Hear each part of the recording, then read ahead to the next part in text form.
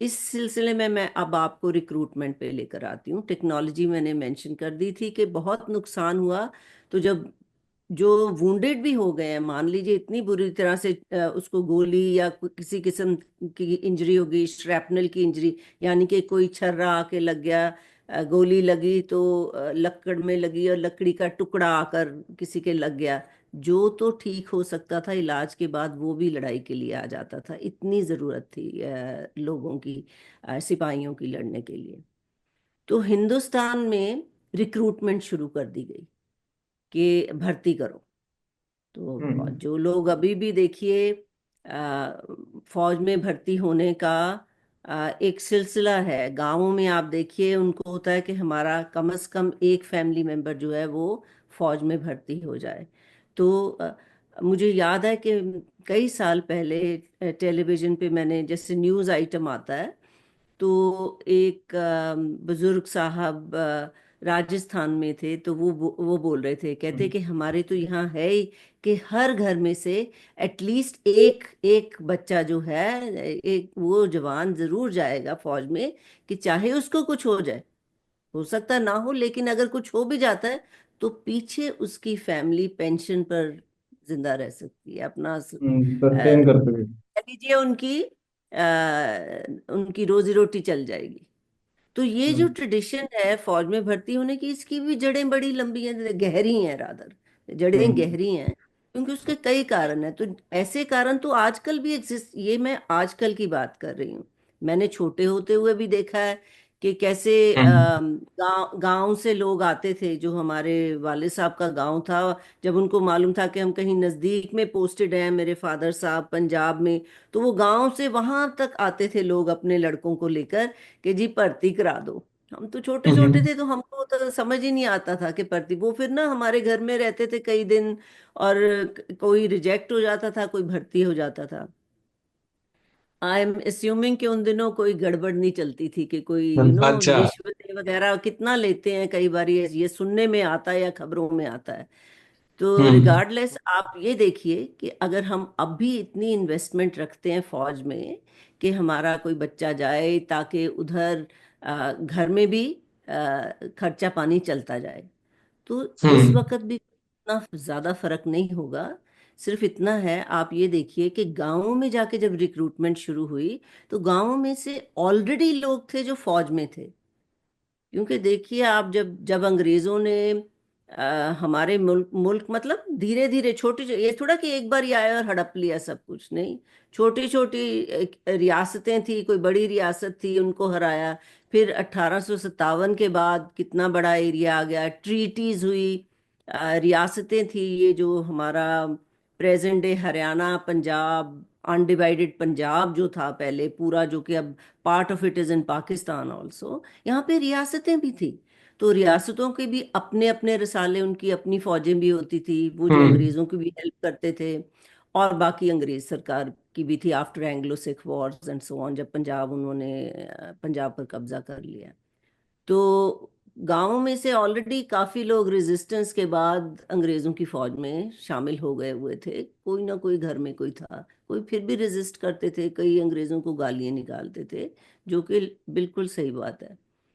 अब इस सारे में आप देखिए, वर्ल्ड वॉर 1 की जब रिक्रूटमेंट हो रही है, तो ये बोला जाता है, पोस्टर्स आते हैं, एंड आप में से कईयों ने शायद देखे हो, अगर नहीं देखे तो ऑनलाइन पे जाकर जरूर देखिएगा रिक्रूटमेंट पोस्टर्स उस टाइम के। आपने ब्रिटिश पोस्टर्स तो देखे होंगे, किचनर के मुंह वाला, एंड वो ऐसे करके, हम्म। वी वांट यू हाँ। Type of thing. तो हमारे भी बहुत पोस्टर्स बने, भिन्न भिन्न प्रकार के बने, डिफरेंट इलाकों के बने। तो कुछ में उर्दू हम्म। लिखी हुई थी, जो मैंने अपने वाले साहब से पढ़वाई थी, या कई बार ऐसे कहीं एग्जीबिशन लगाई जब 2018-19 में, तो जो उर्दू पढ़ने वाले हैं उन्होंने आके दोबारा बताया। तो जैसे कि ये वर्दी, बंदूक और पैसे कौन लेगा, वही जो फौज में फौरन भर्ती होगा। तो इस अच्छा। किस्म के पोस्टर थे। तो और वो ना, वो ऐसे दिखाया है, हाथ है और उसमें से सिक्के टप टप टपक रहे हैं। I hope that I have गिर रहे पेंटेड द हैं। Image clearly. Please do go online and see such posters.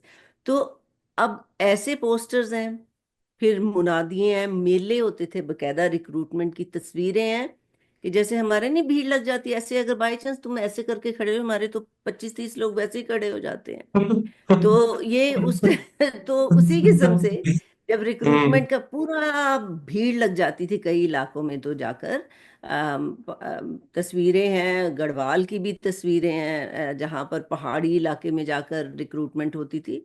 बाकी यहाँ पर भी है। हमारे तो पार्टीशन की वजह से हमारा बड़ा नुकसान हो गया, कितना आर्काइव चला गया है हमारा, तो जो लोगों ने रखा होगा। नेवरदलेस हमें ये सब मिलता है पढ़ने को कि कैसे रिक्रूटमेंट हुई थी। फिर जिन्होंने देखा था ये सारा कुछ, जिन्होंने ये एक्सपीरियंस किया था, उन्होंने आगे शेयर किया होगा। जो सिपाही गए थे लड़ने, जो बच गए आए, जो बाबे हुआ करते थे, बुजुर्ग हुआ करते थे, वो ये शेयर करते थे। और हर एक ना करता हो, बैटल की डिटेल्स को इतनी गोरी थी, इतनी उन्होंने वहां पर भयानक चीजें देखी, ऑलमोस्ट सारों ने, कुछ को छोड़कर। कुछ नहीं बात करते होंगे, बट कईयों ने शेयर किया कि भी बड़ा माड़ा हाल से, या क्या हुआ, रिक्रूटमेंट कैसे हुई। तो गांव में जो आ जाते थे, कोई अंग्रेज अफसर आ गया या जो भी आया, रिक्रूटमेंट हुई। गांव में आपके जमींदार नंबरदार हैं, बाकी लोगों को जो जो ठेकेदार हैं, जिन्हें हम कहते हैं, जिनके पास पैसा है, जो धड़ल्ले वाले हैं, जिनके पास हम्म जोर है, पार्शली वो भी एक किस्म के हुक्मरान होते हैं। गांव में तो जमींदार का जोर चलता है, चाहे डिस्ट्रिक्ट में अफसर होता होगा, लेकिन हम्म यहाँ पर तो गांव में तो जमींदार का जोर चलता था। उसी के पास जमीनें गिरवी रखी जाती थी, उसी से कर्जा लिया जाता था, वही उनका माई बाप था। जैसे कहते हैं ना, सरकार हमारी माई बाप है। ये नैरेटिव हम्म हमको फर्स्ट वर्ल्ड वॉर की किताबों में भी सुनने को मिलता हम्म है, चिट्ठियों में भी पढ़ने को मिलता है। तो उस वजह से जब इतना जोर लगा, तो लोगों लोगों ने ये देखा कि अगर मुझे तनख्वाह मिल रही है 10-12 रुपए, 10-11 रुपए मिल रहे हैं, तो क्यों ना ज्वाइन करूं, क्यों ना मैं भी फौज में चला जाऊं, मेरे परिवार का भला हो जाएगा। जहाँ खाने के लिए ज्यादा नहीं है, हो सकता है कईयों के पास मॉडरेट मीन्स हो, ये नहीं कि हर एक किसी को लाले पड़े हुए थे। लेकिन आप आम तौर पे देखिए, गांवों में जो लोग रहे हैं आजकल, तो फिर भी हमारे नॉर्थ इंडिया में गांवों की शक्ल बदल गई है, तरक्की काफी हो गई है, फिर भी गरीब लोग हैं, बहुत गरीब लोग हैं। सो आप 100 साल पहले चले जाइए तो गरीबी बहुत ज्यादा थी, और सिस्टम भी बहुत डिफरेंट था। तो वो 11 रुपए की रिक्रूटमेंट। दूसरा, किसी को ये भी होगा कि चलो जी मैं दूसरा मुल्क देखाता हूँ। फिर फैमिली का हम्म जोर, कि बाप फौज में है या भाई, बड़ा भाई फौज में है, तो वो उन्होंने जोर डाला कि नहीं नहीं, हमें जरूर सरकार की मदद करना चाहिए।